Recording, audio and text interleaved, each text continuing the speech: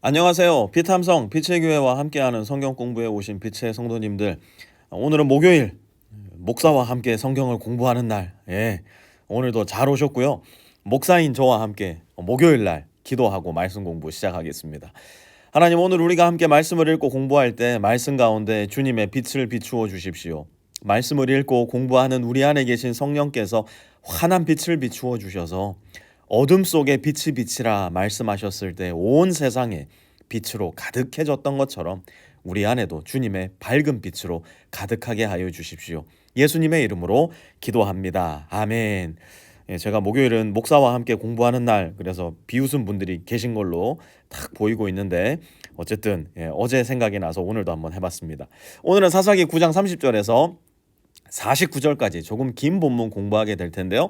먼저 30절에서 33절까지 말씀 함께 읽어보도록 하겠습니다. 같이 한번 읽어볼게요. 시작. 그때에 그 성읍의 통치자인 스불이 에벳의 아들 가알의 말을 전하여 듣고 화가 치밀어 몰래 전령을 시켜 이 아루마에 있는 아비멜렉에게 알렸다. 보십시오. 에벳의 아들 가알과 그의 친족이 세겜으로 이사 오더니 임금님을 대적하려고 온 성읍 사람들을 충동질하고 있습니다. 그러니 이제 임금님께서는 밤중에 부하들과 함께 들에 매복하셨다가 아침 일찍 동틀녘에 일어나서 성읍을 기습하시는 것이 좋을 듯합니다. 가알이 그의 무리를 이끌고 나올 때를 기다렸다가 그들을 습격하십시오. 세겜 성읍에는 아비멜렉의 신복 스불이라는 사람이 있었습니다. 어제 본문에서 함께 공부했듯이 가알이라는 사람과 그의 친족이 나타나서 어떻게 했냐? 세겜 성읍 사람들의 마음을 모두 훔쳐버렸습니다. 그러자 이 일을 그냥 두고 볼 수 없었던 스불은 이 사실을 소상히 알리고 이제 어떻게 해야 할지 작전까지 짜서 아비멜렉에게 알려줍니다. 그러자 아비멜렉은 34절에 보니까요, 스불의 작전대로 군대를 일으켜서 네 무리로 나뉘어 매복합니다. 그리고 35절에 이 일이 일어나는데요. 같이 한번 35절 읽습니다. 에벳의 아들 가알이 나와서 성문 어귀에 서니 아비멜렉과 그의 군대가 매복한 곳에서 나왔다. 에벳의 아들 가알이 지금 어디에 섰다고요? 성문 어귀에 섰다라고 이야기를 합니다. 그 당시 성으로 들어가게 되는 이 성문 어귀는요, 오늘날로 치면 청와대, 화이트하우스, 아니면 국회의사당 같은 곳이었습니다. 곧 그 성읍의 지도자, 더 나아가 왕이 자리하는 곳이었어요. 사실 이 가알이라는 사람, 이 사람은요, 세겜 성읍의 지도자가 아니었습니다. 어느 날 갑자기 어디에선가 흘러 들어와서 아비멜렉을 비난하고 세겜 성읍 사람들의 마음을 모두 훔친 사람이었어요. 이제 그는 진짜 자기가 이 성읍의 왕인 양 아무렇지도 않게 왕 노릇하고 있는 겁니다. 그런데 사실 이러한 비극은 어디에서부터 시작되었을까요? 민족의 지도자 기드온에게서부터 시작된 일이에요. 하나님이 왕이 되셔야 할 이스라엘 땅에서 기드온이 낳은 아비멜렉의 이름이 뜻이 뭐라고요? 아비가 멜렉이다. 멜렉이 뭐냐면 왕이라는 뜻이었어요. 그러니까 우리 아버지가 왕이시다라고 이름을 지어놓고 진짜로 자기가 임금 노릇을 한 겁니다. 그 일을 했던 기드온이 사실 알고 보면 이 모든 악의 뿌리였던 겁니다. 그 악의 뿌리에 싹을 틔우고 꽃을 피운 이가 바로 아비멜렉이며, 거기에서 기생하여 나도 왕이요, 나라고 안 될 게 뭐가 있어, 악의 열매를 맺고 있는 이가 바로 성문 어귀에 서 있는 가알이었다는 겁니다. 사랑하는 성도 여러분, 잘 기억하셔야 됩니다. 모든 악, 그리고 모든 죄의 뿌리는 내가 왕이라 생각하고 믿고 왕으로 살아가는 데 있습니다. 나의 말이, 내 종교적인 포장지가 나를 속이지 못하게 해야 돼요. 아무리 내가 말로는 하나님을 찬양한다, 하나님을 예배한다 해도요, 아무리 매 주일마다 예배도 잘 드리고 그 누가 보아도 나는 훌륭한 크리스천이라고 하더라도 정작 진짜 내 안에 있는 진짜 내가, 내 인생의 왕은 나요, 내 인생의 주인은 나요 라고 생각하고 믿고 살아간다면 우리 역시도 나에게, 더 나아가 나의 자녀들의 인생에 성실히 악과 죄의 씨앗을 뿌리며 살아가고 있다는 사실 반드시 기억해야만 합니다. 그 결과 무슨 일이 일어납니까? 36절에서 41절까지 같이 한번 읽어봤으면 좋겠는데요. 제가 읽을 테니까요. 여러분들 눈으로 한번 41절까지 따라와 보시기 바랍니다.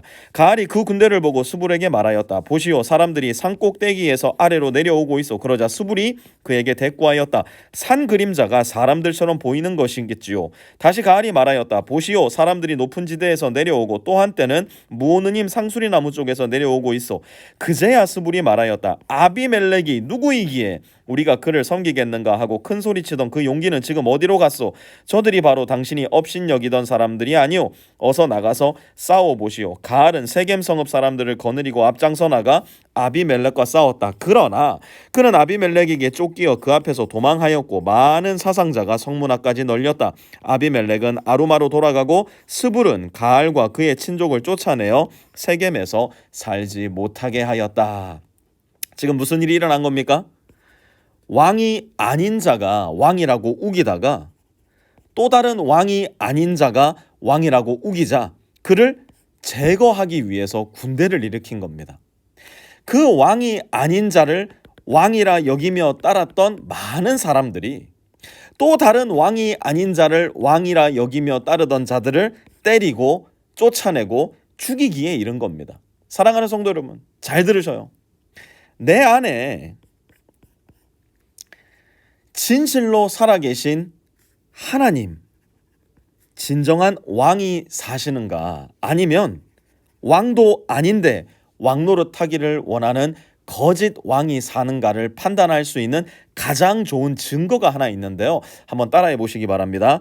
죽느냐 사느냐, 그것이 문제로다. 같이 따라해 봅시다. 시작. 죽느냐 사느냐, 그것이 문제로다. 예, 이걸 좀 더 업그레이드해서 다시 한번 따라해 봤으면 좋겠는데요.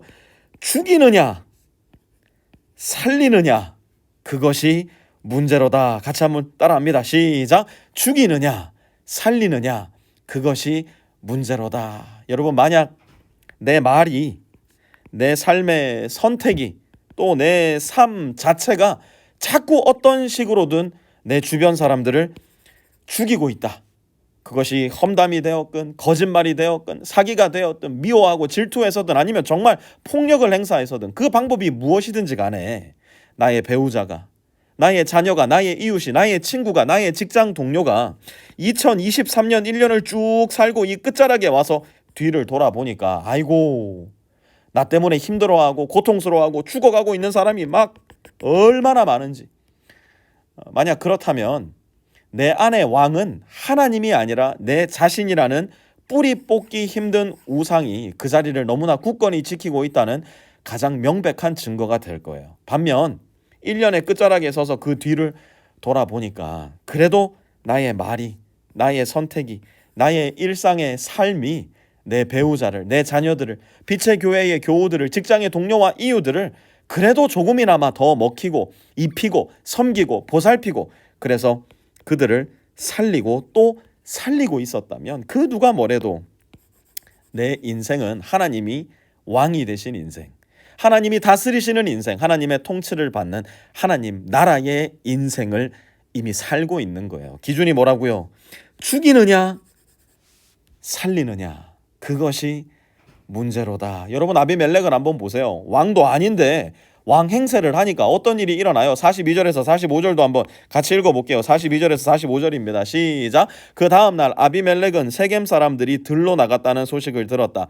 그는 자기 군대를 이끌고 나가서 세 떼로 나뉘어 들에 매복하고 있다가 그들이 성읍을 나서는 것을 보고 일제히 일어나 그들에게 달려들어 그들을 쳐 죽였다. 아비멜렉과 그가 이끄는 한 떼는 앞으로 쳐들어가 성문 어기를 지키고 다른 두 떼는 들에 있는 모든 사람을 공격하여 그들을 쳐 죽였다. 아비멜렉은 그날 종일 그 성읍 사람들과 싸워서 그 성읍을 점령하였다. 그 성읍 안에 있는 백성을 죽이고 나서 성읍을 헐고 거기에 소금을 뿌렸다. 여러분, 43절 다시 한번 보세요. 그들을 어떻게 했다고요? 쳐 죽였다.